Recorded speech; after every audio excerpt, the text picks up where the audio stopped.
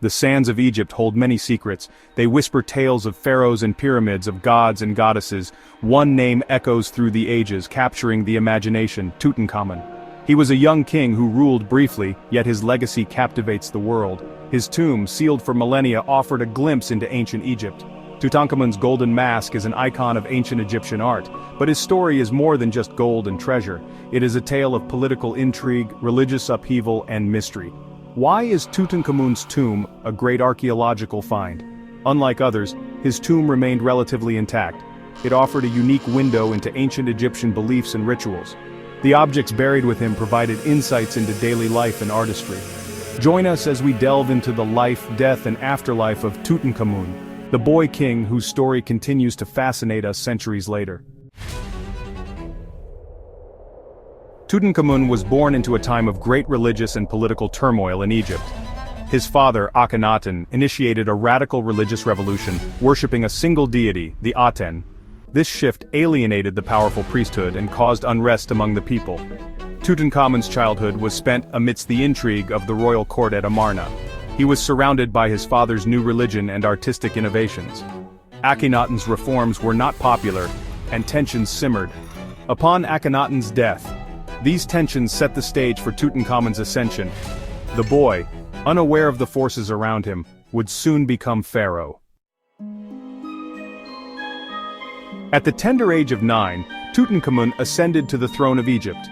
The young king inherited a kingdom still reeling from his father's religious reforms and the political maneuvering of powerful advisors vying for influence.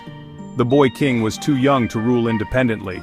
He relied heavily on the guidance of two powerful figures: a high-ranking official who may have been his grandfather, and Horemheb, the commander of the army. These advisors played pivotal roles in shaping the young king's decisions as they worked to stabilize the kingdom and restore traditional religious practices. Under their guidance, Tutankhamun oversaw a period of restoration and reconciliation. He abandoned his father's capital at Amarna and returned the seat of power to Thebes, the traditional center of Egyptian religion. The old gods were reinstated, temples were reopened, and the priesthood regained their lost influence. Tutankhamun's name was even changed from Tutankhaten, reflecting the shift back to the traditional religious beliefs. Despite his young age, Tutankhamun played a significant role in re-establishing order and consolidating his power. He commissioned building projects, restored temples, and led military campaigns to reaffirm Egypt's dominance in the region.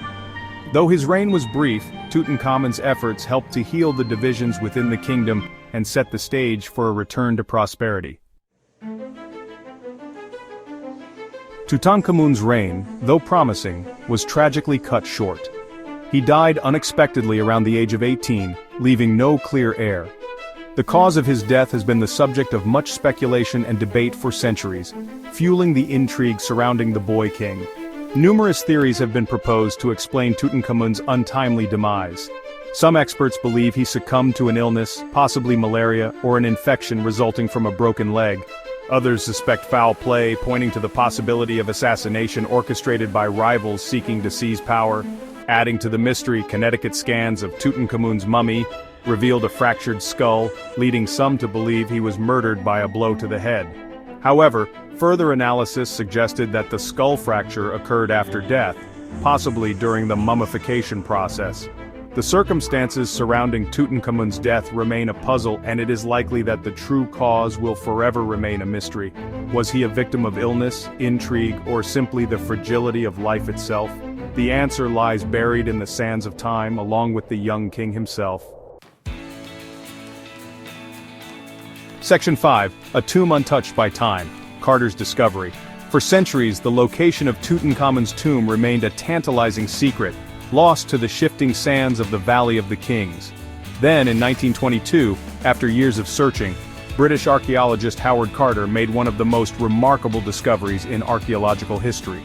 Carter had been excavating in the Valley of the Kings for years, funded by the wealthy Lord Carnarvon. His persistence paid off when he uncovered a set of steps leading down to a sealed doorway. The inscription on the door bore the name of Tutankhamun. With trembling hands, Carter made a small hole in the doorway and peered inside, his flickering candlelight illuminating a scene that had remained untouched for over 3,000 years. "Can you see anything?"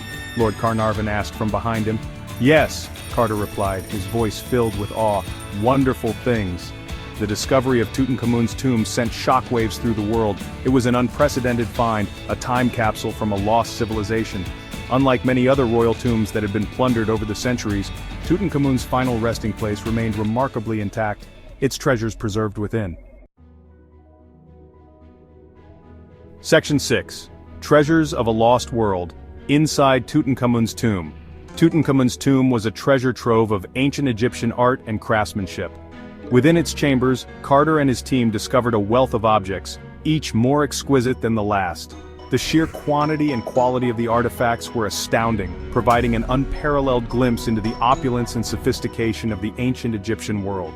The most iconic object recovered from the tomb was undoubtedly Tutankhamun's golden death mask.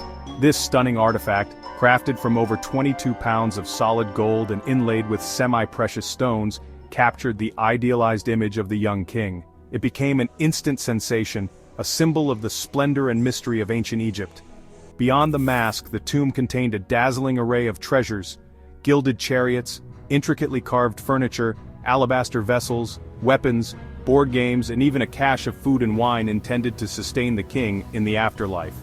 Each object, crafted with meticulous care and artistry, reflected the wealth and sophistication of the Egyptian civilization at its zenith.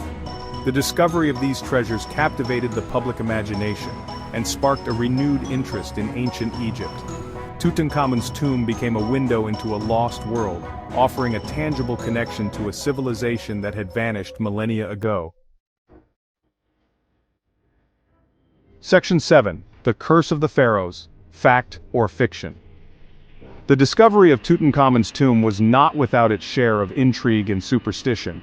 Rumors of a curse of the pharaohs began to circulate after Lord Carnarvon, Carter's patron, died unexpectedly from an infected mosquito bite a few months after entering the tomb. Newspapers seized upon the story, spinning tales of ancient curses and supernatural revenge. Some claimed that a curse was inscribed on the tomb's entrance, warning of doom for those who dared to disturb the pharaoh's rest.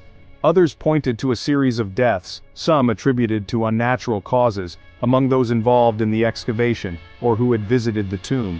While the curse of the pharaohs captured the public imagination, there is no scientific evidence to support its existence. Many of the deaths attributed to the curse can be explained by natural causes or coincidence. The legend of the curse, however, persists to this day, adding an air of mystery and intrigue to the story of Tutankhamun. It serves as a reminder of the enduring power of ancient beliefs and the human fascination with the unknown.